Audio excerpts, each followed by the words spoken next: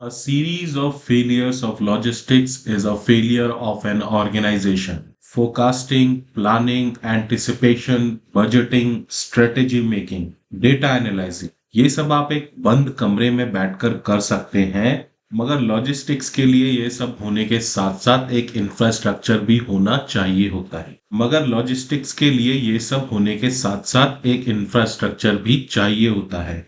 इसके सिस्टम के एक पार्ट में भी रुकावट का मतलब पूरा सिस्टम का रुक जाना। कहीं स्ट्राइक होती है तो सबसे पहले क्या होता है? सबसे पहले लॉजिस्टिक सिस्टम अफेक्ट होता है। फ्यूल का प्राइस इंक्रीज होता है तो क्या होता है? लॉजिस्टिक्स कॉस्ट इंक्रीज हो जाती है। सड़क टूट जाए, रास्ता बंद हो जाए, मौसम खराब हो जाए, तूफान आ जाए, सबसे पहला असर लॉजिस्टिक्स पर पड़ता है। Welcome friends to supply chain Yukti. Logistics overall supply chain का एक बहुत ही बड़ा और क्रूशियल पार्ट है। Logistics is something that can reduce और increase the overall speed of a supply chain system. ऐसा समझो जैसे कि एक व्हीकल है but without fuel. Same is supply chain without logistics. Transportation is logistics, warehousing is logistics, distribution is logistics, handling of material is logistics, inventory management and control is logistics. And these are just a few examples of logistics. Logistics plays a much more deep role in the overall supply chain system. Today we are going to talk about two components of logistics. One is inbound logistics and the second one is outbound logistics. Inbound logistics एक बहुत ही simple example से इसको समझते हैं। Suppose your children are your customers. What they need, the very first and basic requirement is food to survive.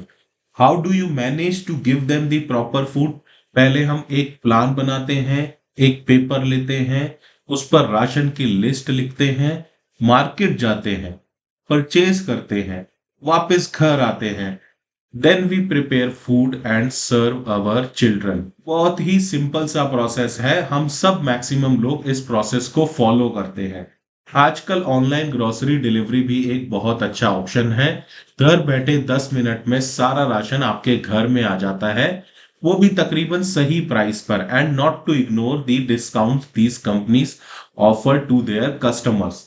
मगर ये simple सा दिखने वाला प्रोसेस भी बहुत कॉम्प्लिकेटेड है। दिखने में बहुत आसान लगता है but if you are not the person who handles this operation और किसी दिन आपको ये करने को कहा जाए, you may disturb the whole budget. एक महिला ही जानती है उसको अपना घर कैसे चलाना है बजट को बिना डिस्टर्ब किए हुए। Some of the key points one has to remember. What is your inventory? मतलब घर पर ऑलरेडी कितना राशन रखा हुआ है। लास्ट मंथ जो राशन आया था उसमें कोई क्वालिटी कंप्लेंट तो नहीं थी। Make a list basis your actual consumption. Suppose आप मंथली 4 kg राइस कंज्यूम करते हो and you already have 1 kg left in your store at home. You need to bring only 3 not 4 kg। How far is the grocery mart from your place? भाई ऐसा तो नहीं है कि 1,000 रुपए का राशन लेने जा रहे हो और 200 का फ्यूल खर्च कर दोगे सस्ते के चक्कर में। The vehicle is sufficient. जिस व्हीकल या पब्लिक ट्रांसपोर्ट से आप जा रहे हो, is it sufficient to bring that quantity? मतलब आप चले तो गए और अब राशन इतना परचेज कर लिया कि समझ नहीं आ रहा कि इसको लेकर कैसे जाएं। बाइक पर आए थे और अब बाइक पर इतना स्पेस ही नहीं है कि इसको लेकर जा सके। Guys, these are just a few complications that I mentioned. There are many more, like pocket में पैसे कितने हैं, which is the main factor. अब इसको एक organization के point of view से देखो. Now you can easily understand what inbound logistics is. एक example ले लो टी मैन्युफैक्चरर का। चाय तो तकरीबन सभी लोग पीते होंगे। एक ऑर्गेनाइजेशन जो चाय पत्ती बनाती है, it also goes to a process of inbound logistics. भाई चाय तो बागों में उगाई जाती है, इसकी तो खेती होती है। खेतों से वो एक पर्टिकुलर फॉर्म में किसी नजदीक मंडी तक पहुंचाई जाती है, मंडी से किसी बड़े स्टोर तक और फिर वहां से मैन्युफैक्चरर तक। Inbound logistics is one of the main operation of an organization which needs a lot of planning in terms of inventory management and control. choosing the right mode of transportation, understanding the geography of vendors, analyzing funding issues, bringing material within shelf life, storage of raw material at right place that it can be issued to the production team at the right time with minimum time gap and a lot more. कुछ location तो India में ऐसी भी हैं जहां से कोई material मंगवाना बहुत ही डिफिकल्ट है because of many challenges. Geographical challenge उनमें से एक चैलेंज है। रूरल एरिया में कार्ट से मटेरियल मंगवाना है तो बैलगाड़ी, ट्रैक्टर, कई जगह तो रास्ते इतने छोटे होते हैं कि पैदल ही थोड़ा थोड़ा करके मटेरियल मंगवाया जाता है। फिर वहां स्टोरेज का चैलेंज भी बहुत रहता है। गांव में शहर जैसे बड़े बड़े वेयर हाउस नहीं होते, किसी छप्पर के अंदर, मिट्टी के घरों के अंदर, और कई बार तो ओपन ही भगवान भरोसे मटेरियल को छोड़ दिया जाता है। ऐसे में सही और बेस्ट क्वालिटी का रॉ मटेरियल फैक्ट्री तक पहुंच पाना अपने आप में चांद पर पहुंचने से कम नहीं होता। Logistics is the solution that makes it possible. तो क्या हम कह सकते हैं कि inbound logistics is a process of delivering the raw material to the manufacturer from the raw material producer? जी हाँ, बिल्कुल कह सकते हैं। Now let's move to the second and one of the main component of logistics which is outbound logistics. Inbound logistics में हमने समझा कि रॉ मटेरियल का मैन्युफैक्चरर तक पहुंचना इनबाउंड लॉजिस्टिक्स है, जहां पर उस रॉ मटेरियल से फिनिश गुड्स या फाइनल प्रोडक्ट बनाए जाएंगे। एक बार फिनिश गुड्स रेडी हो गए या फाइनल प्रोडक्ट रेडी हो गया, मैन्युफैक्चरर चाहता है वो जल्दी से जल्दी कहीं पहुंच जाए। कहां पहुंच जाए? कस्टमर के पास पहुंच जाए। कोई भी मैन्युफैक्चरर नहीं चाहता कि फाइनल प्रोडक्ट रेडी होकर उसके स्टोर में ही रखा हुआ रहे, which is a pure loss to the manufacturer. But still, the manufacturer has to store it for some days, and it depends on product to product how long it can be stored. Because हर एक product की अपनी shelf life होती है, मतलब expiry date, और कोई भी मैन्युफैक्चरर नहीं चाहता उसके प्रोडक्ट की शेल्फ लाइफ उसके गोडाउन में ही स्पेंड होती रहे। इनबाउंड लॉजिस्टिक्स को हमने एक एग्जांपल से समझा था, जिसमें आपके चिल्ड्रन आपके कस्टमर हैं and you have to give them the proper food so they are energetic and healthy. आप बाजार जाकर जरूरी राशन लेने गए। नाउ योर प्रोडक्शन यूनिट, मतलब आपकी mother, who cooks for the children, she will cook the food and will pack in an lunch box. एक बार खाना बन गया, her motive is that it remains fresh till the time you are about to consume it.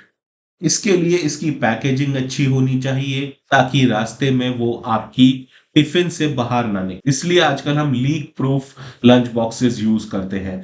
उसकी quality खराब ना हो, इसके लिए एक नॉर्मल टेम्परेचर में पैक करना खाने को जरूरी होता है। गर्म खाने की क्वालिटी खराब ना हो, इसके लिए हम लोगों ने वापस से प्लास्टिक मेड लंच बॉक्सेस को छोड़कर स्टील या ग्लास से बने लंच बॉक्सेस को यूज करना शुरू कर दिया है। एक बात ये भी ध्यान में रखने वाली है कि आपकी मदर या आपकी वाइफ आपको वही लंच बॉक्स देंगी जो आपके बैग में फिट हो सके। अगर आप पब्लिक ट्रांसपोर्ट यूज करते हो तो ये और भी जरूरी होता है कि आपका टिफिन बेस्ट फिट रहे ताकि उसको कैरी करना डिफिकल्ट ना हो। And one more point to consider is that she doesn't cook the whole food of 1 month on a single day. She cooks it daily because of its shelf life issue. भाई आज पूरे महीने का खाना बना देंगे तो वो तो अगले दिन तक भी नहीं चलने वाला है। हालांकि it will be cost effective as it consumes quite less fuel to cook 1 month's फूड एट वन गो। अब इस एग्जाम्पल को एक ऑर्गेनाइजेशन से कनेक्ट करके देखते हैं। एक मैन्युफैक्चरर भी पूरा साल का या पूरे महीने का मटेरियल एक बार में प्रोड्यूस नहीं करता। They produce with a defined schedule so it reaches the customer as they consume it. They store some quantity to avoid supply crunches caused by any production loss, delay in inbound logistics, and many other foreseen and unforeseen reasons. Then this ready goods are supplied to the distributors, wholesalers, and then to the dealers and final outlets where customers walk in and buy those goods and products. Outbound logistics also needs a big infrastructure. It needs warehouses for storage. It requires the right mode of transportation as it suits the geographical conditions of the consumers. It requires proper packaging material that can maintain the quality of the product and does not harm it. It requires the right inventory, neither too much that it becomes overage, nor too less that it creates supply chain crunch and does not meet the demand. तो क्या हम बोल सकते हैं कि manufacturer से customer तक पहुंचने का साधन को आउटबाउंड लॉजिस्टिक्स कहते हैं? जी हाँ, बिल्कुल बोल सकते हैं। तो क्या हम बोल सकते हैं कि inbound and outbound logistics both are the essential components of logistics and not a single manufacturer can attain its goal without the smooth operation of both. तो फ्रेंड्स, ये था हमारा आज का topic, inbound logistics and outbound logistics, जहां हमने इन दोनों को एक एक सरल उदाहरण से समझा और ये समझा कि why they are so crucial for an organization. Next topic will also be on logistics. Watch our more videos from the channel to get more knowledge. Thanks for your time. मिलेंगे फिर एक न्यू टॉपिक के साथ, तब तक धन्यवाद, शुक्रिया।